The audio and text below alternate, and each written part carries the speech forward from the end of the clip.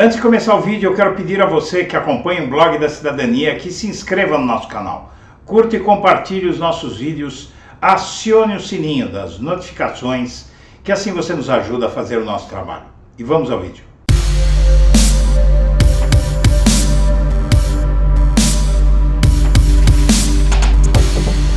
Olá, eu sou Eduardo Guimarães e este é o Blog da Cidadania. E o que está para acontecer a partir de amanhã é um julgamento relâmpago de Bolsonaro, e o TSE e também o STF estão mostrando que não estão para brincadeira.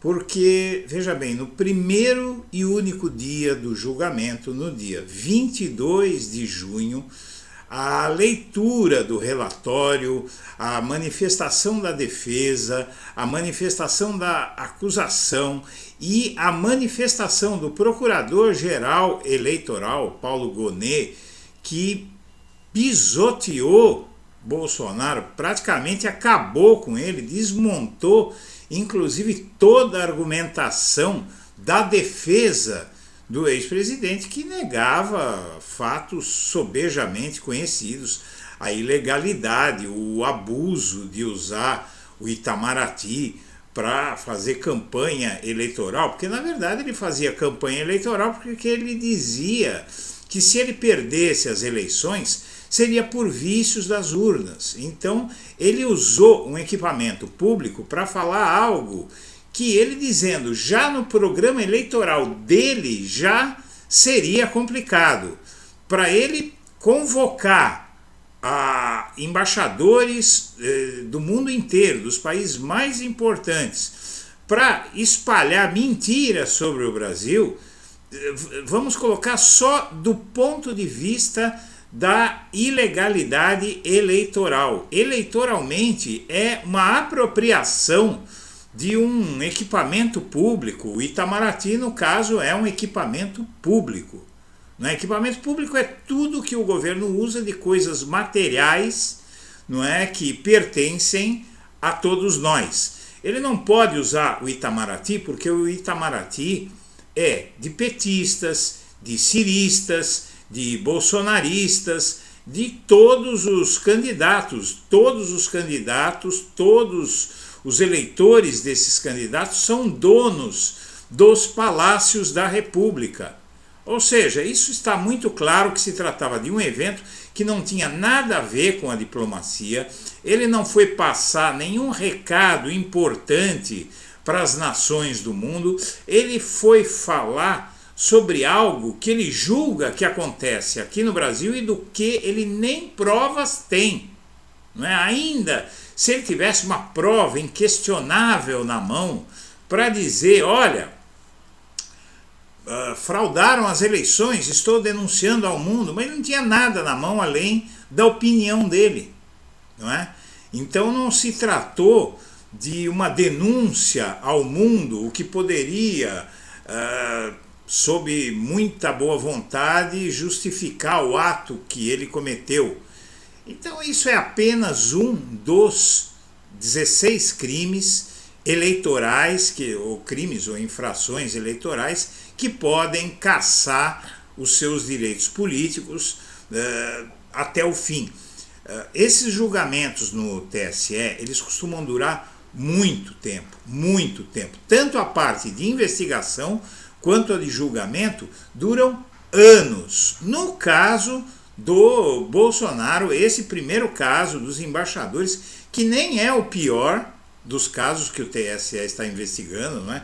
Tem uso de dinheiro público para comprar votos, programas sociais feitos ilegalmente na véspera da eleição, tem uma tonelada de coisas contra o Bolsonaro, e a Justiça Eleitoral inclusive diz que vai julgar mais 2 casos, e isso muitas vezes quando o mandato está para terminar, é que há o julgamento de algum processo, algum crime ou alguma infração eleitoral.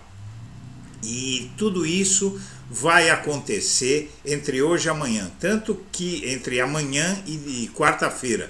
Tanto que o julgamento estava previsto para poder durar até a sexta-feira, dia 29, né? Hoje é 26, terça 27, quarta 28, quinta 29, quinta-feira, né? Quinta-feira, até quinta-feira seria o prazo. Mas é muito possível até que termine esse julgamento amanhã, no dia do segundo dia de julgamento. Porque se o relatório de 500 páginas do relator do Tribunal Benedito Aparecido demorou, junto com a manifestação da defesa, a manifestação da acusação e a manifestação do Ministério Público, os 4 falaram, sendo que o relatório sobre a cassação do Bolsonaro ocupou a maior parte do tempo da sessão de quinta-feira passada, ou seja, os votos dos ministros, principalmente daqueles que querem ver isso resolvido de uma vez, serão rápidos. O julgamento semana passada ele começou às 9 da manhã e foi até por volta de 14 horas. Tá? Então você tem cerca de 5 horas. É muito possível que 5 horas sejam suficientes, pelo menos para que a maioria do TSE vote contra o Bolsonaro. São 7 votos. Se 4 votarem a favor da inelegibilidade do Bolsonaro, já era. Ele já está inelegível.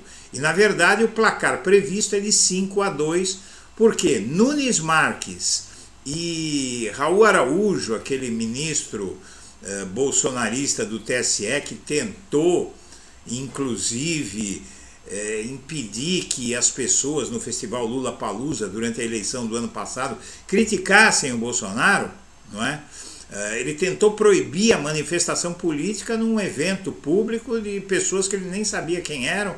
Uma loucura, isso foi revogado pelo STF, pelo próprio TSE, foi revogada essa decisão desse Raul Araújo, mas ele é um bolsonarista conhecidíssimo, assim como Nunes Marques tem votado exatamente como interessa ao Bolsonaro em tudo que diz respeito ao Bolsonaro e aos aliados do Bolsonaro. Então, muito provavelmente, eles podem até votar contra o Bolsonaro, mas um deles é capaz de pedir vistas. O Nunes Marques já, inclusive, disse que era especulação que ele ia pedir vista, dando a entender que não vai pedir vista do processo, que permitiria, o pedido de vista permitiria 90 dias de atraso no julgamento final.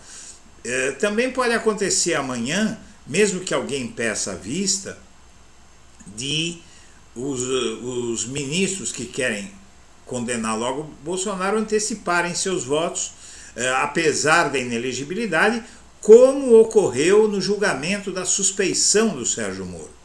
Não é? Tentaram, o Marco Aurélio Mello, na época, tentou pedir vista para paralisar o processo.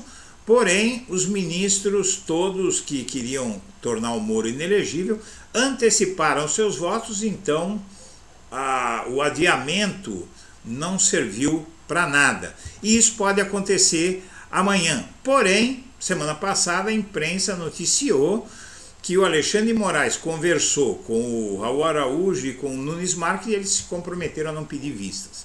Então, a perspectiva é que eles não peçam vista e que o julgamento termine amanhã ou, no máximo, na quarta-feira. Mas, em tese, o tempo de julgamento amanhã deve ser suficiente para a maioria dos ministros marcar posição e a inelegibilidade do Bolsonaro ser favas contadas.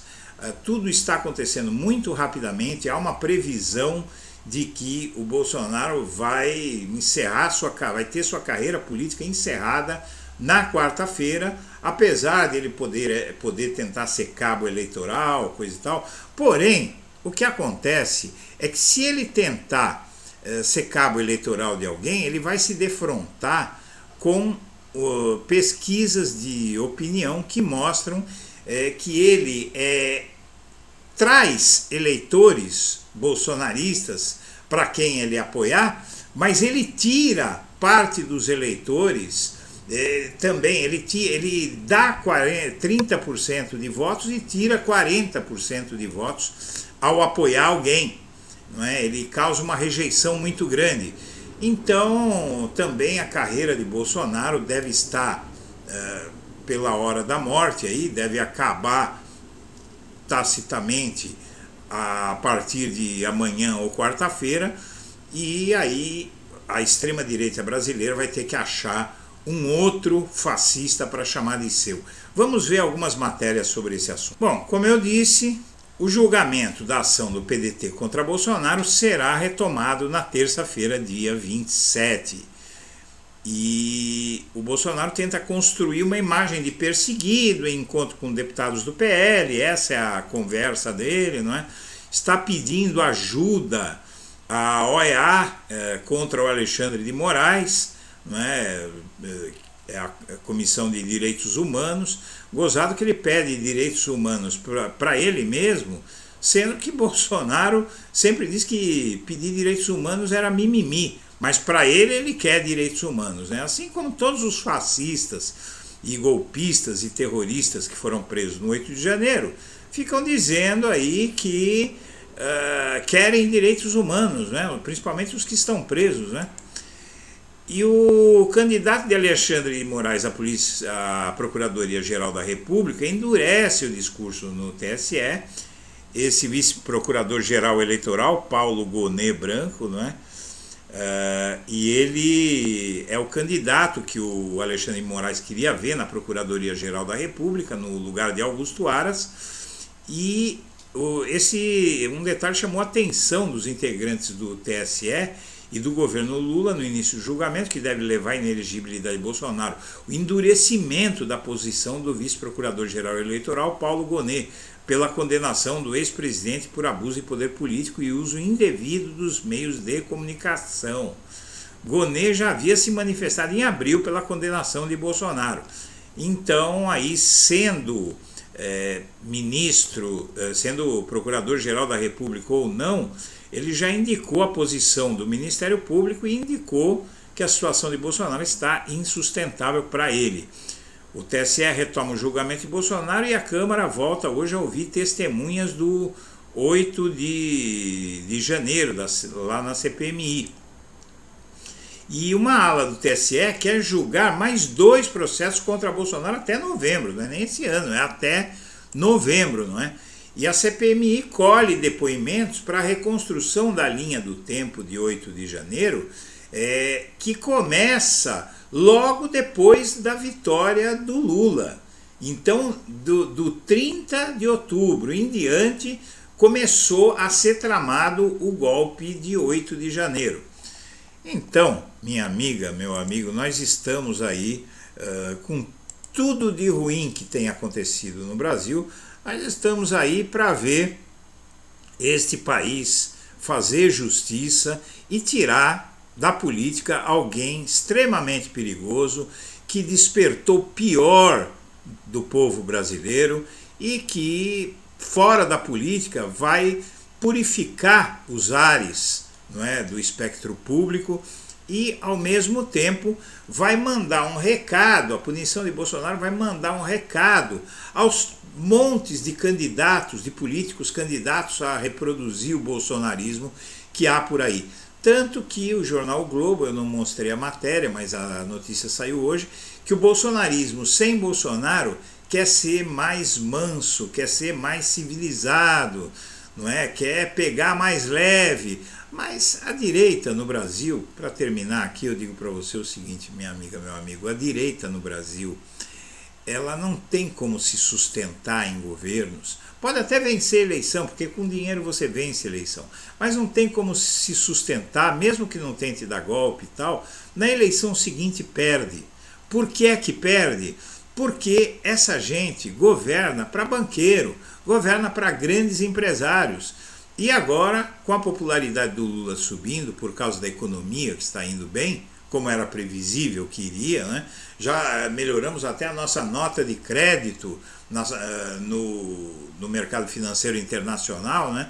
A economia tende a entrar nos eixos, programas sociais tendem a fazer efeito, e aí acabou a direita de novo, provavelmente por mais 2 ou 3 mandatos da esquerda ou de pelo menos alguém que esteja muito longe da forma da extrema-direita brasileira fazer política.